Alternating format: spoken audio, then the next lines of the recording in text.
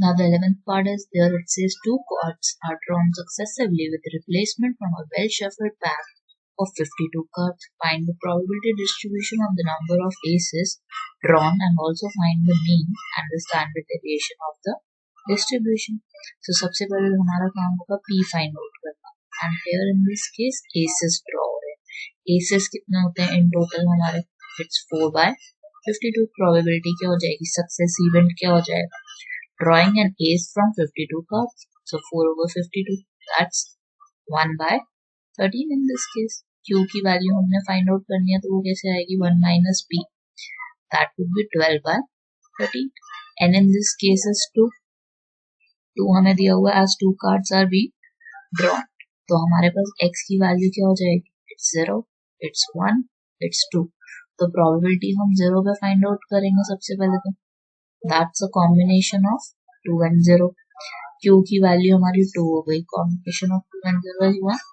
इसका मतलब हो गया कि Q का स्क्वायर फाइंड आउट करना है हमें. That is equivalent to 144 divided by 169. Secondly हम 1 पे निकालेंगे. That's X is equal to 1 in this case. That's a combination of 2 and 1. P की पावर 1 आ गई, Q की पावर 1 आ गई. So combination of 2 and 1 is 2. P value here is 1/13 and Q value here is 12/13. So कुछ भी simplify नहीं होगा. That's 24 and 13 का square is like 169. अब हम X is equal to 2 पे find out करने की कोशिश करते हैं. That's a combination of 2 and 2. P की पावर हो जाएगी हमारी 2. Combination of 2 and 2 is 1. P का square that's 1/13 का square. So 1 हो जाएगा और नीचे 169 आ जाएगा.